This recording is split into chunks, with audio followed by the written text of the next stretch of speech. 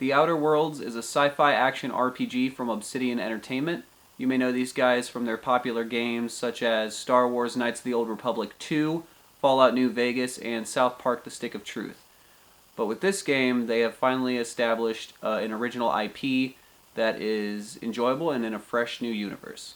Gameplay for The Outer Worlds is reminiscent of Fallout, Borderlands, and BioShock in a lot of ways. But just because it is familiar doesn't mean that it isn't new or interesting in a unique way. The game is set in an alternate future where President William McKinley was never assassinated, and therefore large businesses and megacorporations have taken over the galaxy. Your character at the beginning of the game is unfrozen by a mad scientist who tasks you with taking down these corporations from the inside out in exchange for unfreezing the rest of the members of your colony. Right off rip, you are met with characters that are quirky in gameplay that is familiar but nevertheless fun and unique. All your typical RPG elements are here, such as skill trees, character customization, as well as attribute selection. The interactions with NPCs and dialogue is vast and it's sprawling. You have many choices for dialogue and how you want to react to situations or things that you're asked. It's what Fallout used to be in the early days, and it's nice to kind of go back to that and feel like your actions and your words have consequences. There's tons of comedy splayed throughout, but it's very dark because they're living in a very slave-driven society by these mega corporations, and there's all this kind of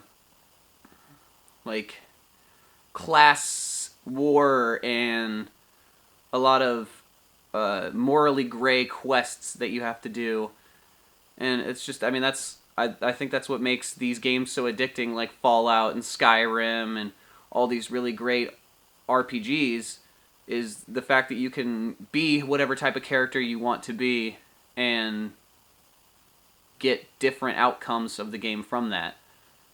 Honestly, in my 15 hours of playing this game, I have done the main quests probably a quarter, maybe an eighth of the time, just because I find the side quests to be so enjoyable and the interactions with my companions to be very rewarding, and it just builds to the rich lore.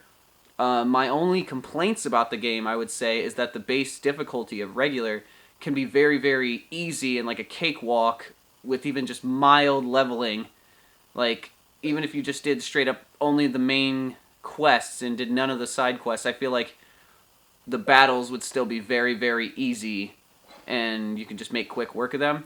So I recommend bumping it up to the next difficulty up. I haven't beaten the game yet, but I have a feeling that this game will have an immense replay value with the Supernova mode, where they bring in the hunger and thirst elements as well as needing to get sleep.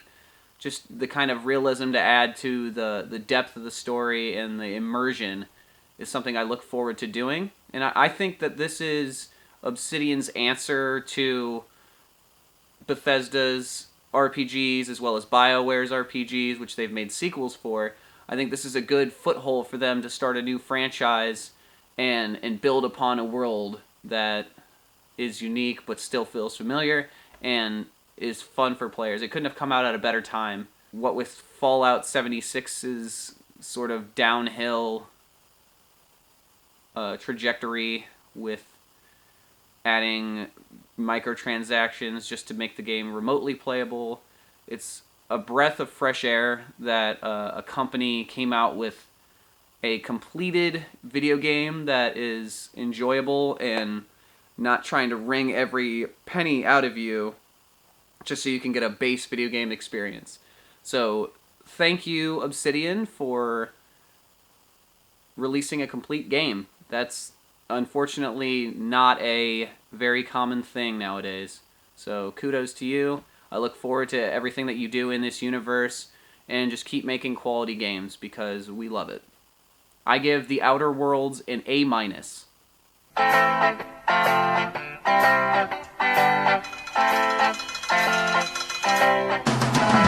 Guys, thanks so much for watching this video. This is my first video game review, so tell me what you thought about it in the comments. Like or dislike. Subscribe if you do like what you see. And yeah, I'm going to continue to do video games, movies. I'm going to do TV and music eventually.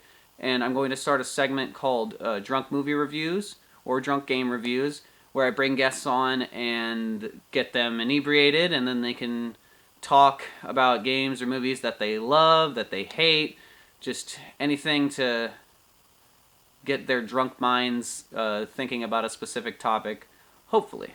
Yeah, so thanks a bunch.